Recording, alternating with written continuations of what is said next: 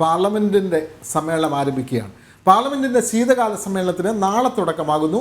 ചരക്ക് സേവന നികുതി ഭേദഗതി ബിൽ അടക്കമുള്ള സുപ്രധാന ബില്ലുകൾ പാസ്സാക്കാനാണ് കേന്ദ്ര സർക്കാരിൻ്റെ ശ്രമം. സഭാ സമ്മേളനത്തിൻ്റെ സുഗമമായ നടത്തിപ്പിന് ഇന്ന് ഉച്ചയ്ക്ക് ലോക്സഭാ സ്പീക്കറുടെ അധ്യക്ഷതയിൽ സർവകക്ഷി യോഗം ചേരും. രാത്രി 7-ന് പ്രധാനമന്ത്രിയുടെ വസതിയിൽ NDA യോഗവും ചേരുന്നുണ്ട്. വാർത്തയുടെ വിവരങ്ങളുമായി ഗൗതം ചേരുന്നുണ്ട്.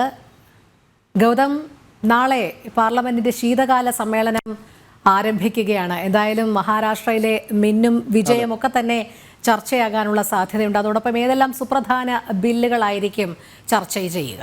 രോഹിണി, നാളെ മുതൽ ഡിസംബർ മാസം 20 വരെയാണ് വളരെ സുപ്രധാനമാകുന്ന പാർലമെന്റിന്റെ ശൈത്യകാല സമ്മേളനം നടക്കുന്നത്. ഇതിന് മുന്നോടിയായിട്ടാണ് ഇന്നിപ്പോൾ ലോക്സഭാ സ്പീക്കർ ഓം ബിർള സർവകക്ഷി യോഗം വിളിച്ചിട്ടുണ്ട്. ഉച്ചയ്ക്കാണ് ആ യോഗം നടക്കുക. അതിനുശേഷം വൈകുന്നേരം NDA യോഗം ചേരുന്നുണ്ട്. പ്രധാനമന്ത്രിയുടെ ഔദ്യോഗിക വസതിയായ 7 ലോക്ക് കല്യാൺ മാർഗിലാണ് NDA കക്ഷി നേതാക്കളുടെ ഒരു യോഗം പ്രധാനമന്ത്രി നരേന്ദ്രമോദി തന്നെ വിളിച്ചിട്ടുള്ളത്.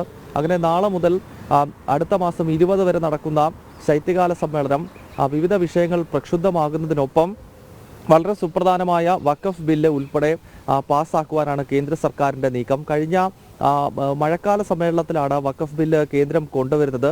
പക്ഷേ അതിനെ ചൊല്ലി വലിയ തർക്കങ്ങൾ ഉണ്ടാവുകയും കോൺഗ്രസ് ഉൾപ്പെടെയുള്ള പ്രതിപക്ഷ പാർട്ടികൾ അതിനെ എതിർക്കുകയും ചെയ്ത പശ്ചാത്തലത്തിൽ ജോയിന്റ് പാർലമെന്ററി കമ്മിറ്റിക്ക് ഈ വഖഫ് ബില്ല് വിട്ടു. ഇപ്പോൾ അതിൻ്റെ പഠനം ഏതാണ്ട് അന്തിമഘട്ടത്തിലാണ്. മാത്രമല്ല അടുത്ത കാലത്ത് ഈ വഖഫുമായി ബന്ധപ്പെട്ട പ്രശ്നങ്ങൾ നിലനിൽക്കുന്ന പ്രദേശങ്ങൾ ജോയിന്റ് പാർലമെന്ററി കമ്മിറ്റിയുടെ ചെയർമാൻ ജഗദംബിക പാൽ ഉൾപ്പെടെയുള്ള അതിലെ അംഗങ്ങളും ചെയർമാന്റെയും നേതൃത്വത്തിൽ സന്ദർശിക്കുകയും അതുമായി ബന്ധപ്പെട്ടുള്ള വിശദമായ റിപ്പോർട്ടുകൾ തയ്യാറാക്കുകയും ഒക്കെ ചെയ്തു. അതിൻ്റെ അടിസ്ഥാനത്തിൽ JPC അതിൻ്റെ പ്രവർത്തനങ്ങൾ അവസാന ഘട്ടത്തിലാണ്. ഇതിനിടയിലാണ് ഇപ്പോൾ ശൈത്യകാല സമ്മേളനം തുടങ്ങുന്നത്.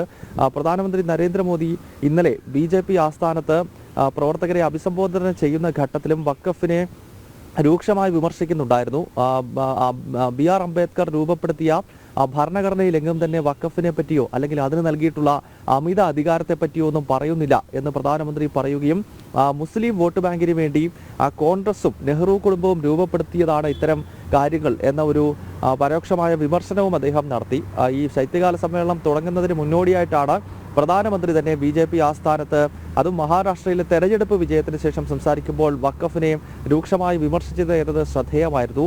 അതിനാൽ ഈ സമ്മേളനത്തിൽ ലിസ്റ്റ് ചെയ്ത ബില്ലുകൾക്കകത്ത് വഖഫ് ഭേദഗതി ബില്ലുമുണ്ട്. അതിനാൽ വഖഫ് ഭേദഗതി ബില്ലിൽ നിർണായകമായ ബില്ല് ഈ ശൈത്യകാല സമ്മേളനത്തിൽ പാസ്സാക്കുവാൻ തന്നെയാണ് കേന്ദ്ര സർക്കാരിൻ്റെ തീരുമാനം. സ്വാഭാവികമായും പല പ്രതിപക്ഷ പാർട്ടികൾ അതിനെ എതിർക്കും. അതിനെ തുടർന്ന് സഭാ നടപടികൾ പ്രക്ഷുബ്ധമാകാനുള്ള സാധ്യതയുണ്ട്. ഒപ്പം അദാനിക്കെതിരെ ഉയർന്നിട്ടുള്ള വിഷയങ്ങൾ, അതോടൊപ്പം തന്നെ മണിപ്പൂരിൽ നടക്കുന്ന സംഘർഷം, ഇത്തരം വിഷയങ്ങൾ സഭയ്ക്കകത്ത് ഉയർത്തി സഭാ നടപടികൾ തടസ്സപ്പെടുത്തുവാനുള്ള ശ്രമം പ്രതിപക്ഷ പാർട്ടികളുടെയും ഭാഗത്ത് നിന്ന് ഉണ്ടാകും. അതിനാൽ നാളെ ആരംഭിക്കുന്ന ശൈത്യകാല സമ്മേളനം വിവിധ വിഷയങ്ങളാൽ പ്രക്ഷുബ്ധമാകുകയും വഖഫ് ഉൾപ്പെടെയുള്ള സുപ്രധാന ബില്ലുകൾ കേന്ദ്ര സർക്കാർ പാസ്സാക്കുകയും ചെയ്യും.